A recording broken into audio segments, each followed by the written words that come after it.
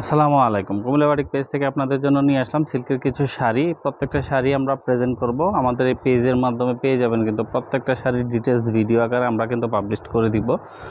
তো ওভারঅল যাদের পছন্দ হবে খুব আর্লি রেসপন্স করতে হবে। প্রত্যেকটা শাড়ি আমরা যৌথভাবেও পোস্ট করব এবং সিঙ্গেল সেপারেটলিও পোস্ট করব, ঠিক আছে?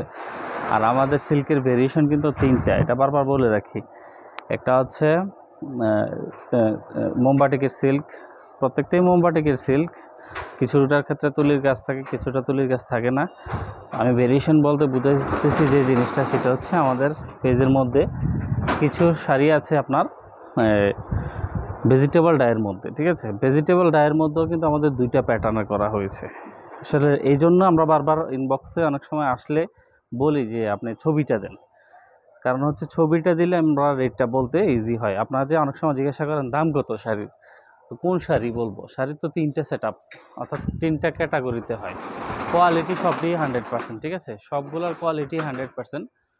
আমি শুধুমাত্র বুঝাইতে চাচ্ছি যে এখানে রেটের একটা পার্থক্য আছে। একটা হচ্ছে মনে করেন ভেজিটেবল ডায়ের মধ্যে ব্লাউজ পিস আলাদা, ওইটা একটা রেট, ওইটা দামি প্রোডাক্ট। তারপরে ওইটারই একটা সিমিলার শাড়ি আছে, ব্লাউজ পিসটা অ্যাডজাস্ট করে করা হয়েছে ভেজিটেবল ডায়ের মধ্যে, ওইটা আরেকটা রেট। আর এখন আমি যেগুলো প্লেস করতেছি এগুলোর আরেকটা রেট, ঠিক আছে? তো শাড়ি আপনারা যেটাই নিতে চান না কেন, কাইন্ডলি দয়া করে আমাদেরকে যে জিনিসটা ইনফরমেশন করবেন সেটা হচ্ছে ছবিটা স্ক্রিনশট দিবেন, দিলে আমরা রেটটা বলে দিতে পারবো। আপনি শুধু যদি বলেন যে শাড়িটার দাম কত, তাহলে তো আমি বলতে পারবো না কোন শাড়ির দাম জানতে চাচ্ছেন। আর এই যে শাড়িটা প্রেজেন্ট করতেছি এটা হচ্ছে টোটালি 14 হাতের রানিং ব্লাউজ পিস, ঠিক আছে?